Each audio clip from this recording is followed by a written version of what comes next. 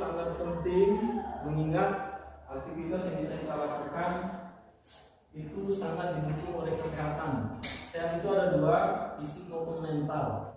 Berarti secara fisik kalian sehat, mental itu Bapak yakin tidak ada yang gila kan? Kelihatan dari mukanya, alhamdulillah sehat. Dan makanya kita selalu berdoa dan bersyukur pada Allah Subhanahu Wa Taala kita diberikan kesehatan. Karena auzubillahi minasyaitonir rajim, la yusaqatu baladziranakum wa la yaqatu inna izzabil salim. Kata Allah, jika kita bersyukur maka akan ditambahkan nikmat Allah Subhanahu Wa Taala untuk kita. Tapi jika kita kufur atau ingkar, siksa Allah itu sangat pedih. Makanya kita harus selalu bersyukur karena diberikan oleh Allah kesehatan lahir dan batin. Hari ini semuanya datang masuk. Tidak ada yang tidak hadir seperti minggu kemarin. Anak-anak semuanya aktif, disiplin. Kalaupun ada di poin-poin lain yang belum disiplin, mudah-mudahan kita pelan-pelan berbenah. Karena kehadiran itu sangat penting. Setidaknya kalau kita hadir, kalaupun tidak utuh menerima materi, setidaknya ada sedikit itu dapat. Setidaknya.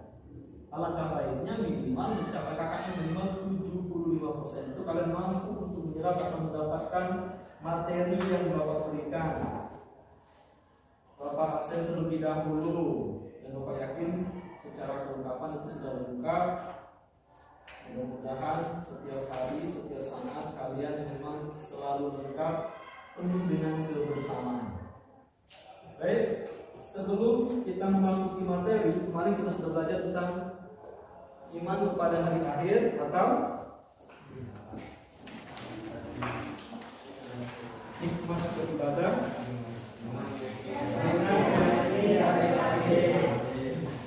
Ada kaitan antara iman kepada hari akhir dengan materi kita pada hari ini, yaitu meyakini qada dan qadar untuk melahirkan semangat bekerja. Jadi kita meyakini qada dan qadar atau ketetapan Allah Subhanahu Wa Taala untuk melahirkan semangat bekerja. Sebelum kita masuk ke materi tentang qada dan qadar, Bapak ingin melihatkan kepada kalian gambar. Silakan nanti kalian maaf. Ini ada mengamati gambar. Kenal? Harusnya kenal dong. Tapi itu pastinya bukan Pak Artina. Kenal? Sama-sama ganteng. Ya. Ayo siapa yang kenal? Siapa yang bisa menyebutkan? Kalau tidak ada kita lanjutkan dulu. Kalian paham tentang gambar ini? Dalam bayangan benak kalian apa? Coba tanya anak-anak baru sudah. Menurut kamu dalam benak kamu itu apa itu gambar? Kaitannya dengan qada dan qadar. Yang kedua malas bekerja, oke. Yang ketiga?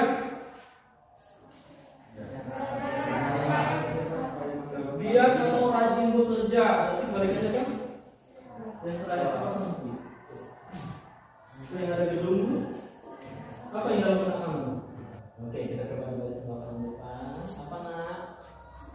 Perbedaan bangunan kaya dan miskin. Perbedaan antara bangunan kaya dan miskin. Boleh kita pastikan di sini ada gedung bertingkat bersusun, di sini ada, mohon maaf, bangunan kumuh.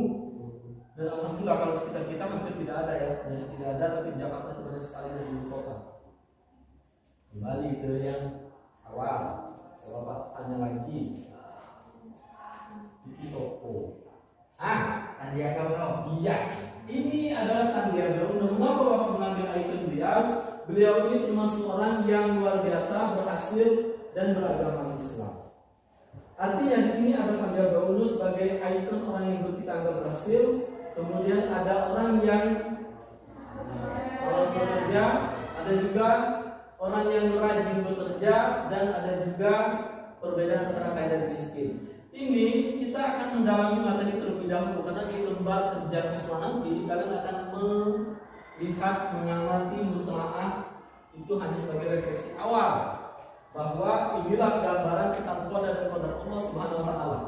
kita lanjutkan ke materi. Hakikat koda dan koda. Pertama kita bicara tentang pengertian koda dan koda. Kesimpulannya adalah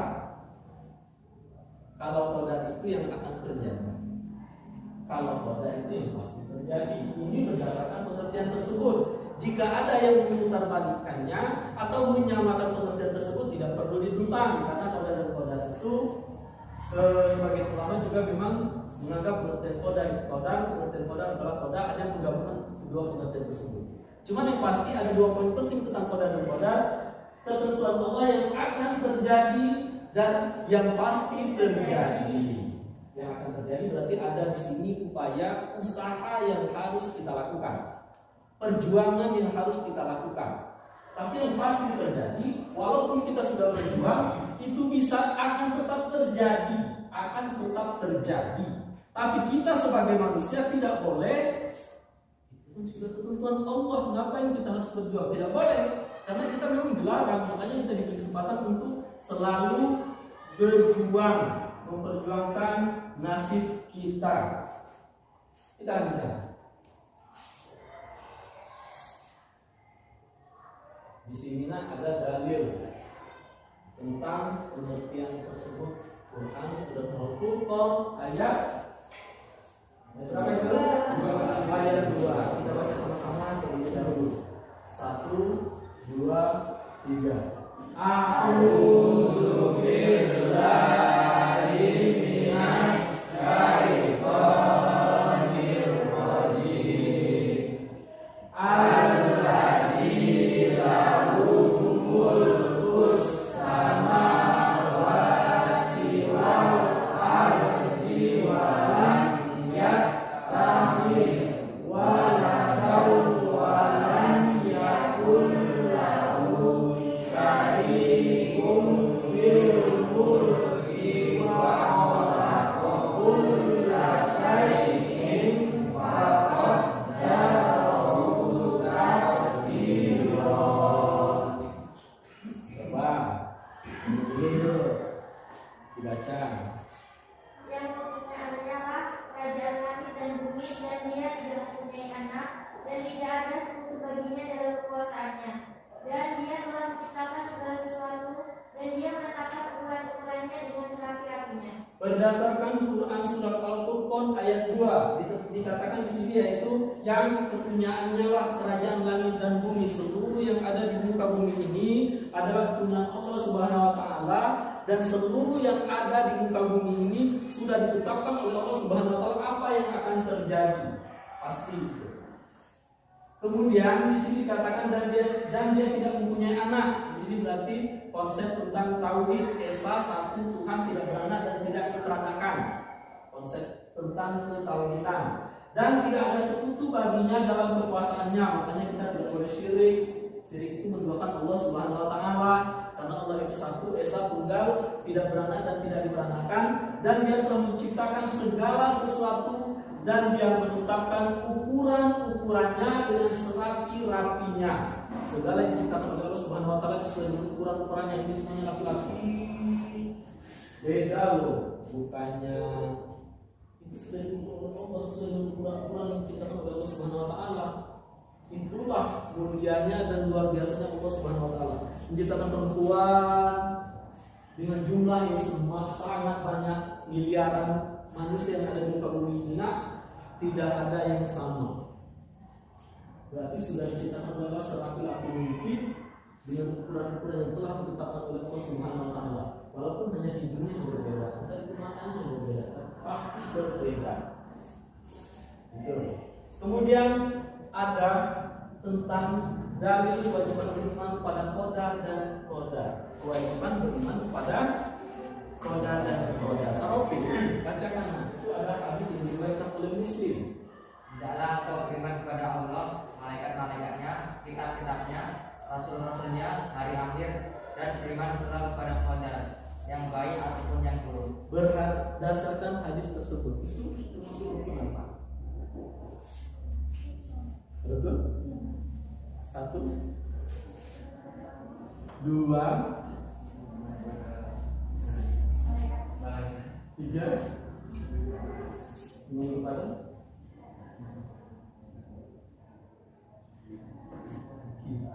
Empat. Lima. Enam. Iman kepada Qadar dan qadar sesuai dengan materi kita pada hari ini. Makanya mengapa Pak wajib beriman pada qadar dan qadar? Pertama, iman kepada qadar dan qadar itu sudah pasti wajib kita imani karena masuk dalam rukun iman berdasarkan hadis yang diriwayatkan oleh Muslim. Sudah itu apa mati, nggak bisa tahu lagi itu. Yang tidak beriman kepada qadar dan qadar Allah Subhanahu wa taala berarti sama dengan orang tersebut tidak beragama Islam. Jika dia beragama Islam sama dengan dua agama Islam. Ya. Makanya harus beriman kepada qadar dan qadar Allah Subhanahu wa taala. Kalian menjadi laki-laki itu termasuk qadar Allah dan qadar Allah Subhanahu wa taala. Harus syukuri, perempuan juga harus bersyukur. Bagaimana Pak cara bersyukur? Jangan bergaya seperti perempuan untuk yang laki-laki. Yang perempuan juga jangan bergaya seperti laki-laki. Karena kalian sudah menjadi perempuan, syukuri apa adanya. Karena banyak sekali kasus laki-laki bergaya perempuan, perempuan bergaya laki-laki. Tidak boleh. Tapi kita tidak bersyukur dengan ketetapan Allah Subhanahu wa taala. Kemudian macam-macam takdir. Karena qadar itu sangat erat kaitannya dengan takdir. Takdir. Apa yang kamu pikirkan pada saat kita bicara takdir dulu? Takdir, apa yang kamu pikirkan dalam benak? Pasti terjadi. Apa ini? Pasti ada. Pasti ada. Apa pasti ada? Takdir akan terjadi. Kita sama-sama mencelang. Peri datangnya dari Muko nak. Kita kan Kabupaten Bengkulu Utara. Kok bisa datang sini kan? Apa sudah takdir kamu itu? Sudah takdir kamu atau bukan? Iya. Iya. Tapi melalui usaha, dia mau sekolah di jurusan bertanya. Dia dari memutuskan untuk mencari sekolah. Dia berusaha mencari sekolah. Akhirnya Ferry memutuskan untuk datang ke Karangpulau, sekolah Karangpulau. Berarti itu takdirnya Ferry datang ke Karangpulau melalui usahanya untuk sekolah. Bapak sudah berikan gambaran dua macam takdir berarti kan. Takdir yang ada kaitannya dengan usaha, takdir yang pasti terjadi walaupun tidak kita usahakan. Seperti meninggal. Itu saya berusaha. Ambil tali gantung diri, dia tidak mati. Ada juga minum racun sakit, minum racun kan? Minum racun nggak mati, sakitnya akhirnya bertahun-tahun. Tanya jangan coba-coba ya. Kali. Takdir mu'allaq. Apa itu takdir mu'allaq? Takdir yang erat kaitannya dengan ikhtiar manusia. Apa sih ikhtiar? Kamu enggak? Usaha.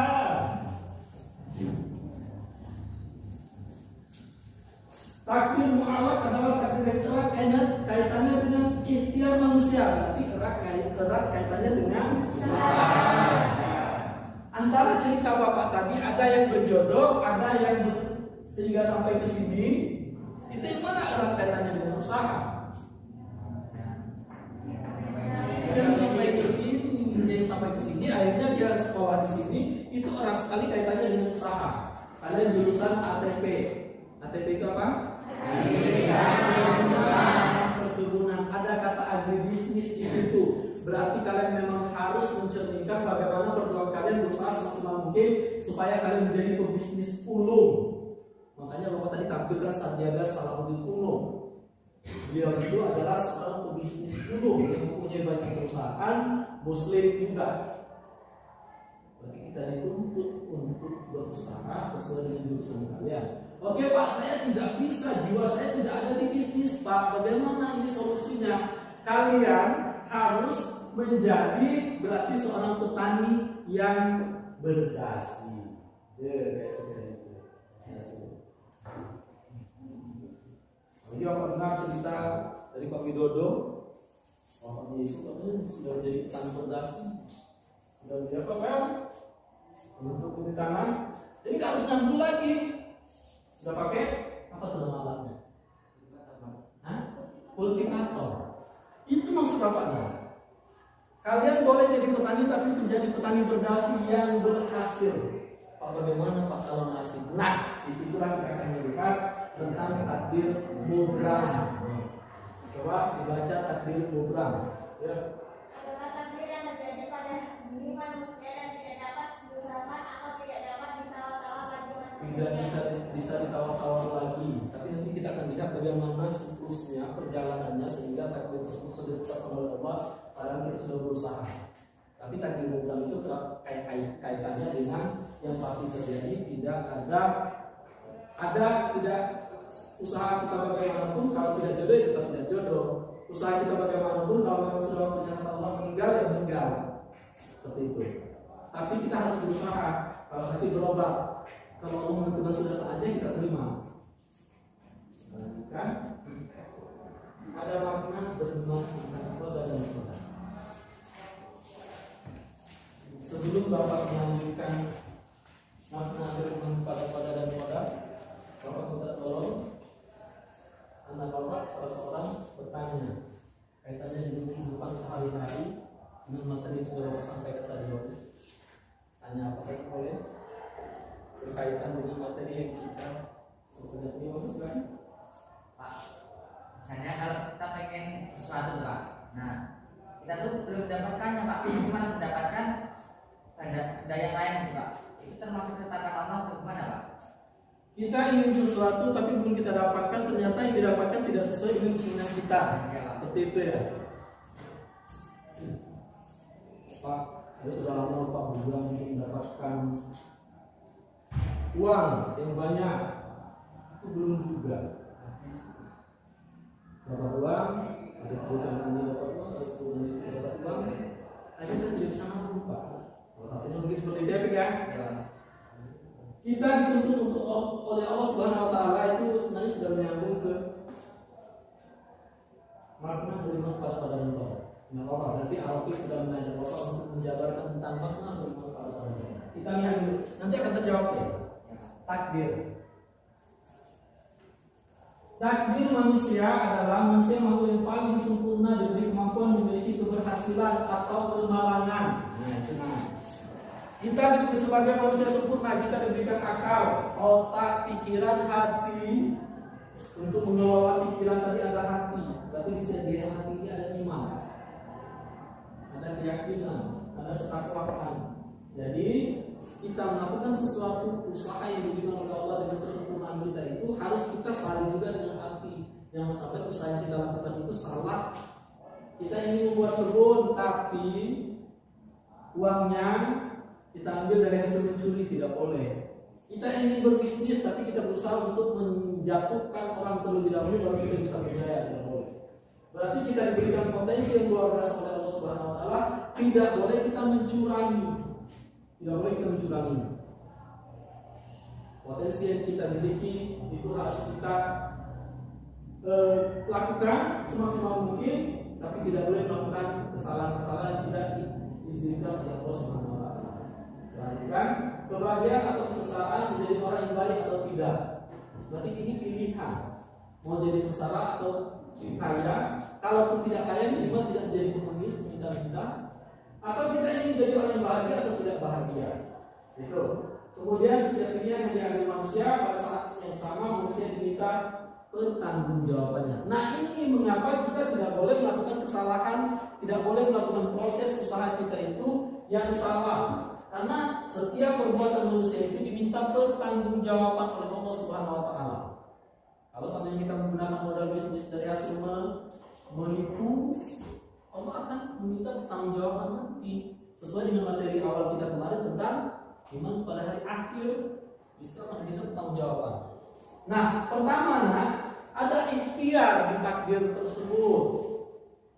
Baik, ikhtiar dulu usaha dulu. Semaksimal mungkin, berjuang dulu. Kalau kalian mau lulus, berjuang, jangan tidak hadir, jangan tidak disiplin, belajar, dapat dan pada saatnya nanti ilmu kalian dapat bisa dimanfaatkan pada saat dibutuhkan nanti. Ada ikhtiar, ada usaha semaksimal mungkin.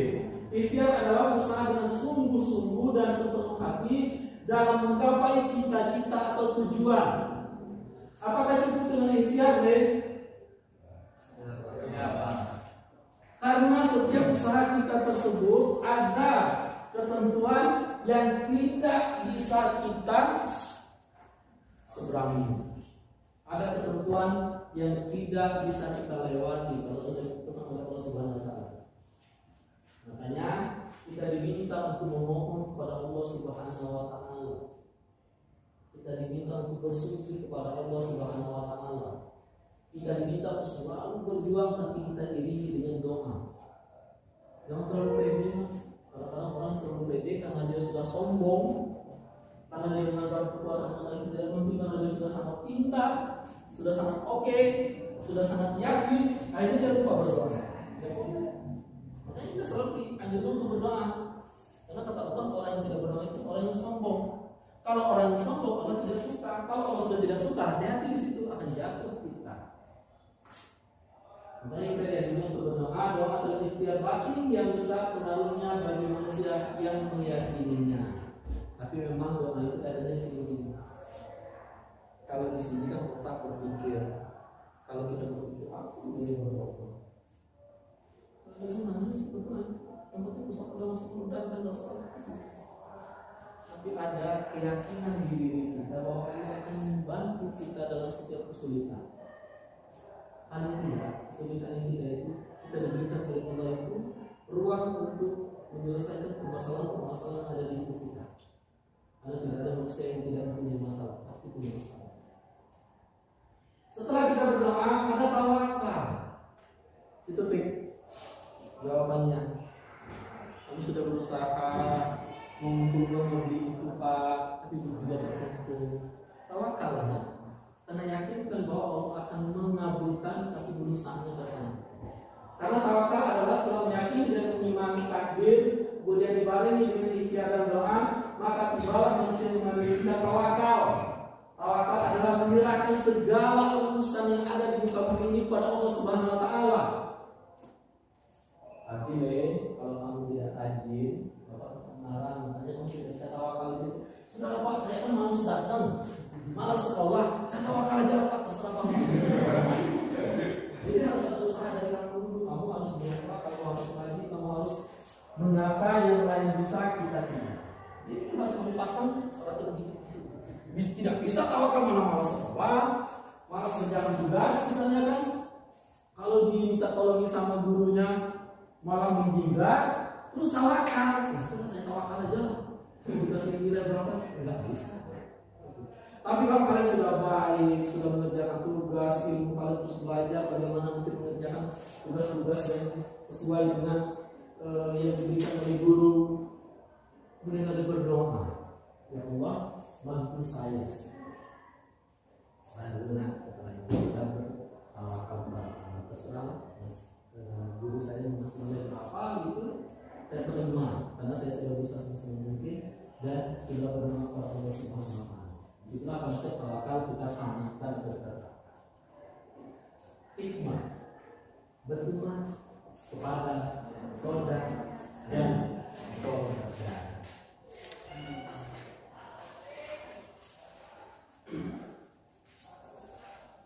Rio, baca yang pertama.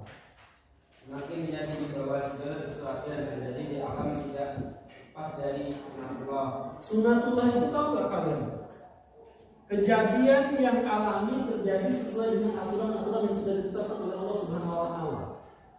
Itulah siang malam. Ya, laki-laki perempuan. Itu sunatullah. Kalau kalian tidak makan-makan, kalau tidak minum-minum, itu sunatullah dan harus kita yakini kalau memang sudah mengalir sesuai dengan aturan Allah Subhanahu wa taala. Yang kedua, semakin termotivasi untuk senantiasa berikhtiar atau berusaha demikian dan di dalam mengejar cita-citanya. ya, Hanya itu. Menurut kamu bagaimana keterangannya itu? Kamu harus bagaimana? Harus berusaha, berjuang. Yang Bapak sampaikan tadi. Ayo Gil, sambung ketiganya Gil. Meningkatkan keyakinan akan pentingnya peran doa bagi keberhasilan sebuah usaha. Cukupkah kamu hanya berdoa dulu, berusaha dulu? Tidak, harus dibarengi dengan doa. Lanjut, Pandi. Meningkatkan optimisme dalam menatap masa depan dengan ikhtiar yang sungguh-sungguh. Optimis itu apa? Saya optimis kok Pak. Saya yakin. Dan mengapa? Yakin Allah bantu. Itu, Meningkatkan kekebalan jiwa dalam menghadapi segala rintangan dalam usaha sehingga tidak berputus asa ketika mengalami kegagalan. Berarti kesimpulannya tidak boleh putus asa, karena putus asa itu bukan kepunyaan orang Islam. Orang Islam tidak ada istilah putus asa dan itu samurai. Bersikap optimis, ikhtiar dan tawakal. Oke, menurut kamu Le, apa itu kata kuncinya? Menyadari bahwa dalam hidup ini penuh dengan peraturan Allah Subhanahu wa taala yang sudah ditetapkan oleh Allah. Ada tugas seperti kemarin LKPD pembagian kelompok, silakan dibagi. Bapak seragam di sini satu, di sini satu. Seperti biasa, kalau kita putar ke sini, ini, sini. Perhatikan, ini ada LKPD atau lembar kerja peserta didik. Tugas kalian adalah menyimpulkan materi yang telah Bapak sampaikan. Di sini ada panduan-panduannya berdasarkan konsep gambar seperti kemarin. Ya. Jadi kalian menyimpulkan sesuai dengan materi gambar ini bagaimana kesimpulan kalian. Nanti Bapak minta tolong bergantian orang yang maju nanti, kemudian yang menjawab juga Bapak minta tolong bergantian. Silakan dikerjakan waktu kalian tidak banyak.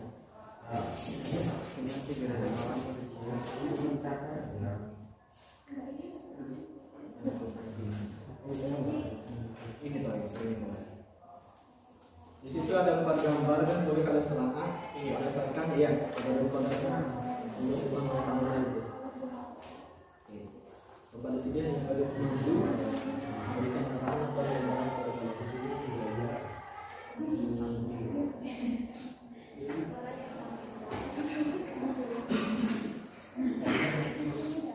silakan didiskusikan berdasarkan gambar. Boleh kalian berdasarkan buku, tapi harus dengan pemikiran kalian sendiri.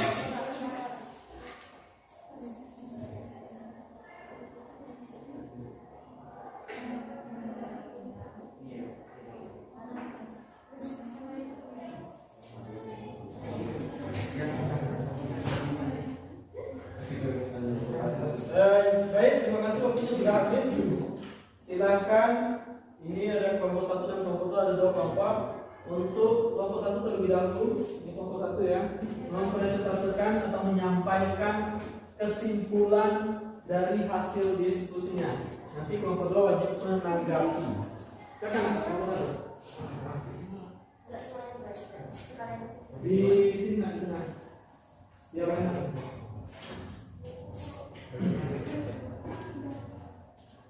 Assalamualaikum warahmatullahi wabarakatuh. Waalaikumsalam warahmatullahi wabarakatuh.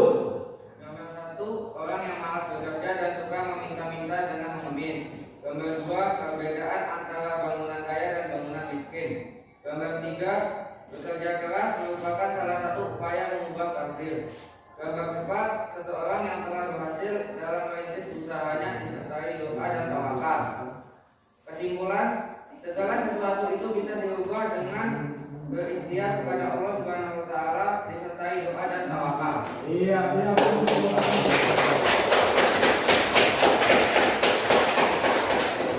Silakan kelompok 2 untuk menanggapi atas informasi yang diberikan oleh kelompok 1. satu tersebut. Boleh dari situ saja, Bapak. Assalamualaikum warahmatullahi wabarakatuh. Waalaikumsalam warahmatullahi wabarakatuh. Di sini kami menanggapi dari kelompok yang pertama. Gambar pertama itu yaitu orang yang malas bekerja. Kita sebagai manusia tidak boleh malas bekerja karena Allah Subhanahu wa taala tidak menyukai orang yang malas bekerja. Yang gambar kedua yaitu perbedaan bangunan kaya dan bangunan miskin. Karena sebagai orang beriman kita harus menerima segala ketentuan yang diterapkan oleh Allah Subhanahu wa taala karena takdir pasti akan terjadi. Yang gambar ketiga yaitu orang yang berusaha keras, yaitu kita sebagai manusia harus berikhtiar dan bekerja keras agar mencapai keinginan kita di masa mendatang. Gambar keempat yaitu gambar dari Sandiaga Uno yang bisa memperkembangkan bisnisnya itu karena tekad berusaha bekerja dan keyakinannya sehingga bisa menjadi pebisnis yang sukses. Jadi kesimpulannya yaitu jangan mau jadi orang yang bermalas-malasan, tapi jadilah manusia yang selalu berusaha. Jadi kita sebagai manusia harus memiliki 3 sikap, yaitu dalam menjalankan hidup, yaitu optimis, ikhtiar, dan tawakal. Iya. Sudah masuk dalam kesimpulan yang kamu sampaikan tadi, Nak? Apa ada kesimpulan lain yang akan disampaikan? Sudah masuk dalam kesimpulan, berarti tugas kelompok 1 untuk menanggapi kesimpulannya. Ya, sambil berdiri tuh. Ya. Saya setuju dengan kelompok 2 bahwa segala sesuatu itu bisa dirubah dengan berikhtiar pada Allah disertai doa dan tawakal. Iya.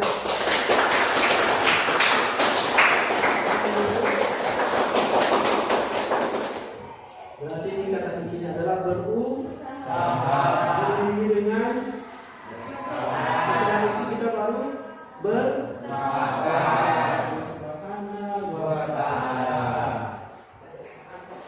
tugas sudah selesai. Silakan dikumpulkan ke semua yang kalian buat. Ini perwakilan ini mendaftar dulu teman-teman.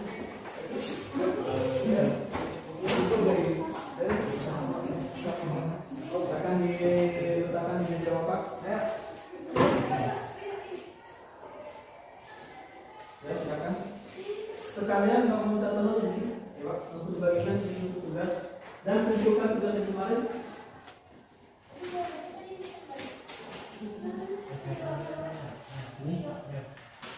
Berdasarkan tugas yang kalian buat ini, menurut Bapak hasilnya sudah berwawasan, kalian sudah memahami tentang pada dan pada Allah Subhanahu wa taala. Ini mana? Apa ada? Ya, Mas.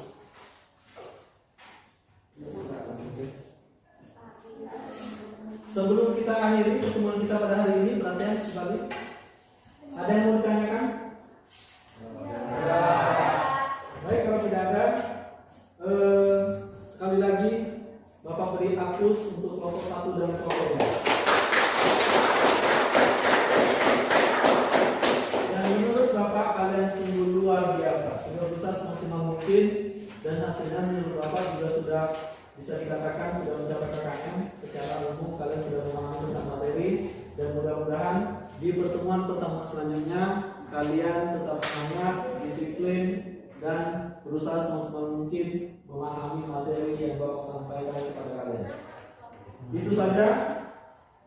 Tidak ada pertanyaan, betul? Tidak ada pertanyaan? Ya, kalau tidak ada